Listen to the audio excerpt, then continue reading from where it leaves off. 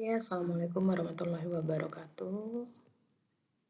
Kembali lagi dengan mata kuliah matematika ya. Ini masih tentang konsep bilangan.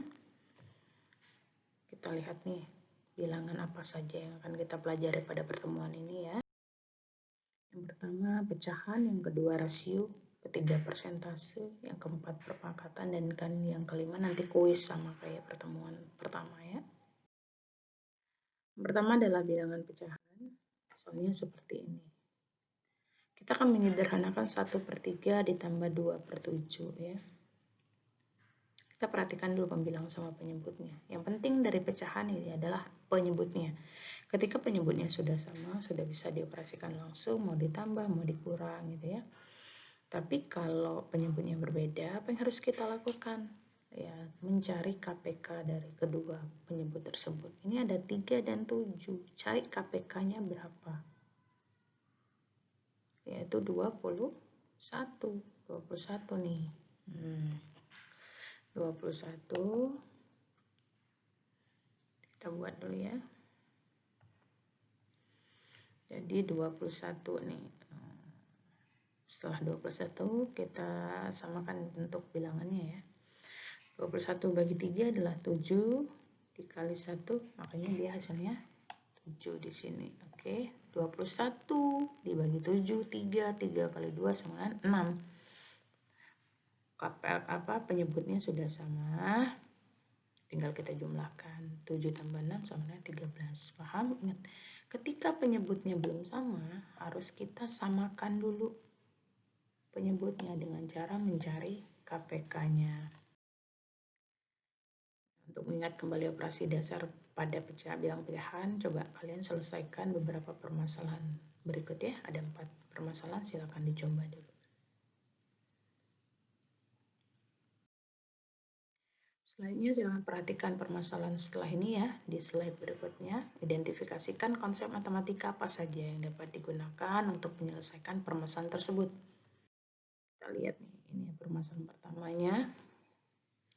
Satu tangki penyimpanan ini menampung 450 liter saat 3/4 penuh. Berapa banyak yang akan dikandungnya ketika 2/3 air penuh? Ada tangki nih. Ada tangki, kita nggak tahu ukuran penuhnya berapa, terus dibilang nih 3/4 penuh, berarti 3/4. Jadi dari ukuran penuh tangki itu adalah 450 nih. Sekarang saya tanya dulu, ukuran tangki penuhnya berapa? Coba siapa yang bisa? Karena sebelum kita bisa mencari ukuran 2/3 air penuh, artinya harus cari dulu ukuran tangki penuhnya ada berapa ya, berapa liter. Baru selanjutnya bisa dicari 2/3-nya berapa. Silakan. Permasalahan yang kedua, ini nggak usah, ini silakan nanti dicari sendiri ya, dibaca dulu. Bisa didiskusikan, siapa tahu nanti masuk di kuis gitu ya. Lanjut. Yang kedua adalah rasio dan proporsi. Nah, rasio dan proporsi ini intinya sama kayak perbandingan ya. Kita lihat nih, kita akan menyatakan 25P sebagai rasio dari 425. Gampang nih, karena cuma ditanya rasio biasa ya. Gimana caranya? Langsung dibagi 25 dibagi 425. Langkah selanjutnya adalah menyederhanakannya dengan membagi pembilang dan penyebut dengan bilangan yang sama, sehingga diperoleh hasil yang paling sederhana adalah 1/7. Jadi perbandingannya 1/7 atau 1/7 ya. Nah, ini coba yang ini kalian kerjakan sendiri, dibaca dulu. Siapa yang bisa silakan sebutkan namanya. Nanti kita akan bahas sama-sama supaya yang lain bisa melihat nih. Yang belum paham bisa melihat juga ya. Yang belum paham silakan bertanya nanti. Selanjutnya, perhatikan lagi permasalahan berikut. Identifikasikan kembali nih ide-ide atau konsep matematika yang dapat digunakan untuk menyelesaikan permasalahan tersebut ya. Ini, diperlukan 21 jam untuk 12 laki-laki untuk mengaspal jalan. Tentukan berapa jumlah laki-laki yang dibutuhkan untuk mengaspal jalan pada jalan yang sama pada waktu 50 jam 24 menit. Nah, sekarang Ibu tanya dulu nih. Kalau 21 jam itu perlu 12 laki-laki, kalau 50 jam 24 menit, kira-kira jumlah laki-lakinya akan bertambah apa berkurang? Nah, ini ada dua perbedaan ya nanti, ada perbandingan senilai dan perbandingan berbalik nilai. Kalau perbandingan senilai, misalnya si A itu beli buku, satunya Rp5.000. Kalau beli 2 buku, 10.000. Kalau beli 3 buku, 15.000. Dia semakin banyak buku yang dia beli, maka semakin banyak uang yang harus dia keluarkan. Itu namanya adalah perbandingan senilai. Jumlah bukunya naik ya. Nah, jumlah uang yang dikeluarkan juga naik. Kanan naik, kiri naik, dia perbandingan senilai gitu. Ketika harga satu buku adalah 5.000 ya. 5.000. Waduh, susah ya ini muatnya pelan pointer ya. 5.000. Kalau 5 buku gimana caranya? Dia pakai perbandingan senilai nih. Berarti mencarinya adalah 1 per, yang bawahnya apa? 5 ya. 5 sama dengan 5.000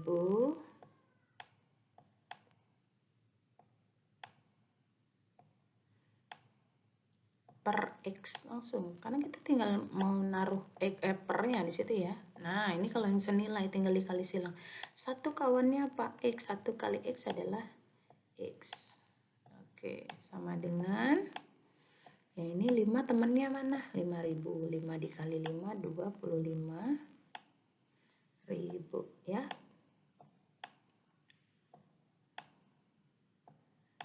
Nah, jadi kita bisa tahu ketika 5 buku harganya 25.000.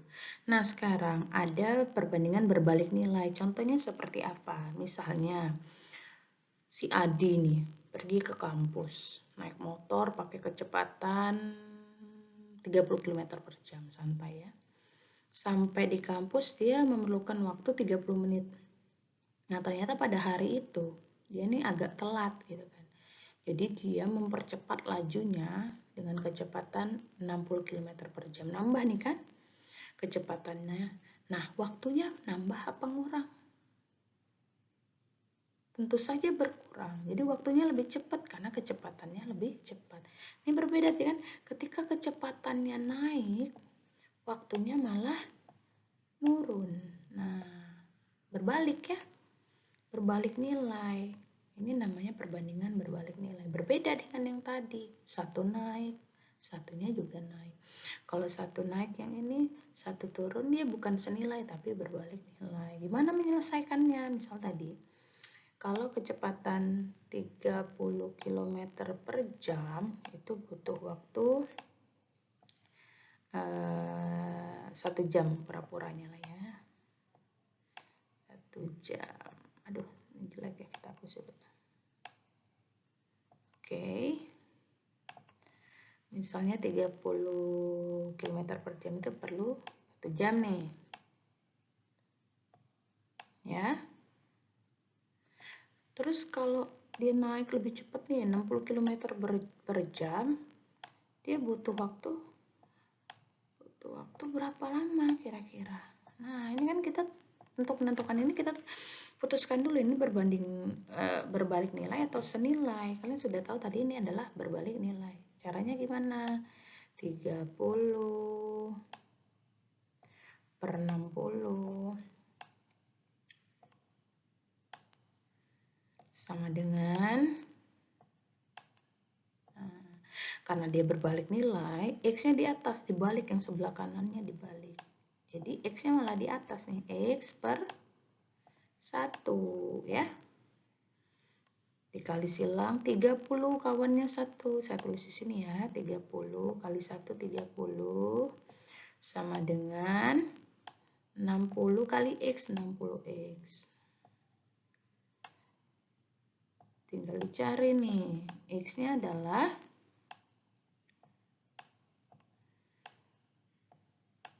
gimana nyarinya? 30 per 60. Kalau disederhanakan dapatnya berapa itu? Sama-sama dibagi 30 yaitu 1/2. Berarti si adik cuma perlu waktu setengah jam untuk ke kampus kalau dengan kecepatan 60 km per jam. Nah, dengan konsep ini tentu saja kalian bisa menyelesaikan permasalahan ini. Silakan dicoba. Oke, ini yang kedua nih.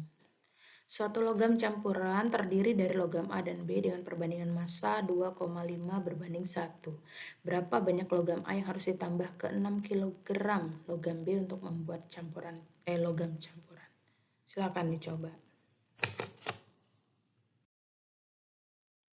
Permasalahan ketiga sekarang, tentukan berapa banyak tembaga dan banyaknya seng yang dibutuhkan untuk membuat ingot kuningan seberat 99 kg jika perbandingan massa tembaga dengan seng itu adalah 8 berbanding 3. Jadi tembaga yang punya 8-nya ya, yang seng punya si 3, hati-hati kebalik.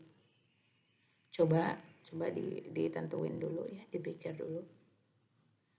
Siapa yang bisa silakan sebutkan namanya ya, nanti kita bahas sama-sama. Selanjutnya adalah bilangan desimal. Bilangan desimal ini ya koma-koma itu ya. Sebenarnya pasti gampang nih. Ibu yakin semuanya akan bisa ya. Untuk melakukan operasi penjumlahan tinggal kita meletakkan sesuai dengan nilai tempatnya ya. Jadi kalau 3 ini kan satuan, 8 satuan, 0 juga satuan. Ini puluhan dan satuan. Berarti satuan harus di bawah satuan nih. Nah, hati-hati kebalikannya kalau posisinya tidak tepat, jawabannya juga pasti akan tidak tepat ya. Hati-hati. Nah, kalau perkalian gimana? Perkalian. Misal nih ada 1,2 misal ya 2 dikali 3,2, gimana menyelesaikannya?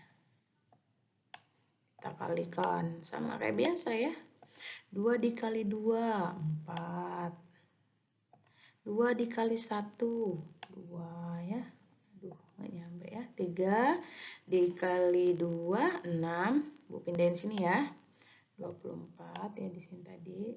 Terus 3 kali 2 6, 3 kali 1 3, tinggal dijumlahkan 4 8 terus 3 ya. Nah, sekarang lihat soalnya. Komanya 1, ini 1 berarti ada 2 koma. Kita hitung 1 2 berarti jawaban di sini 3,84. Bisa? Kalau pembagian gimana, Bu? Misal nih 3,1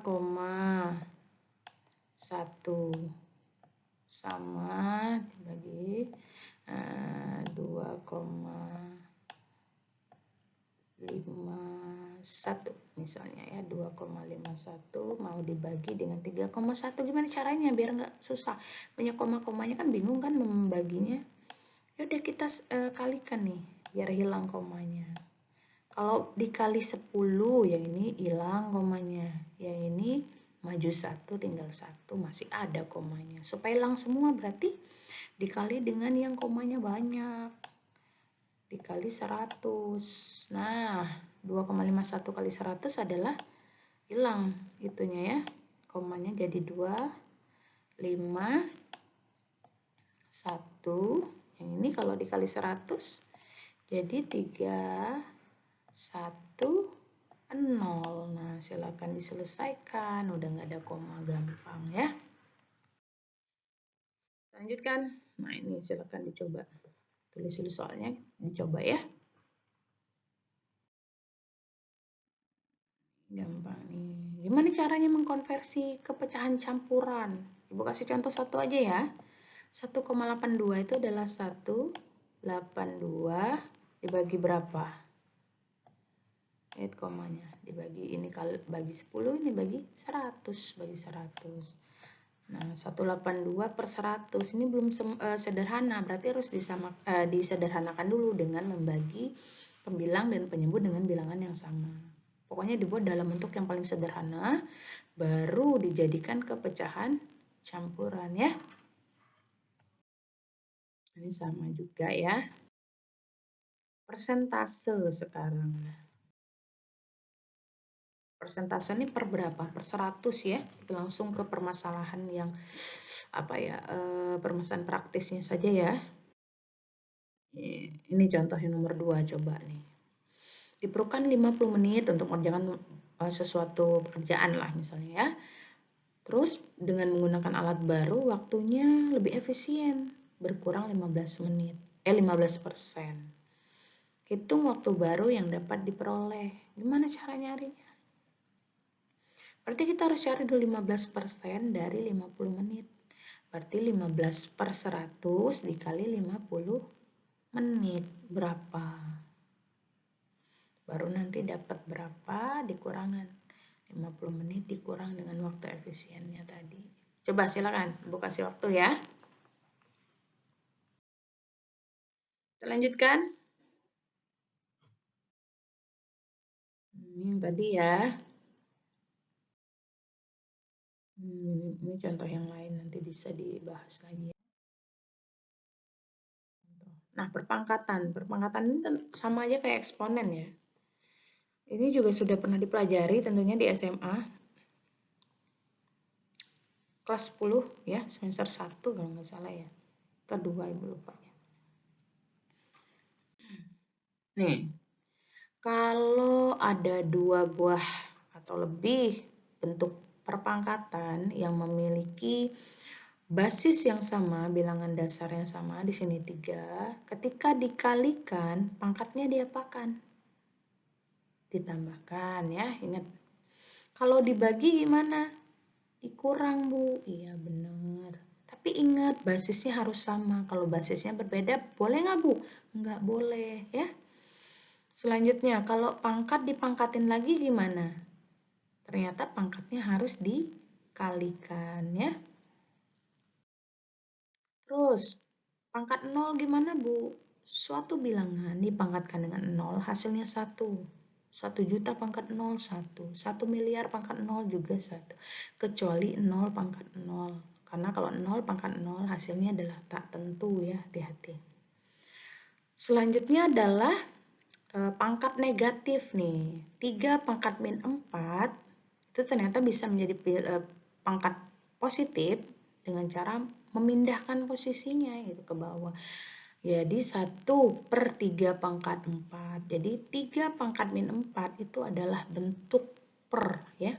Ke bawah dia turun ya.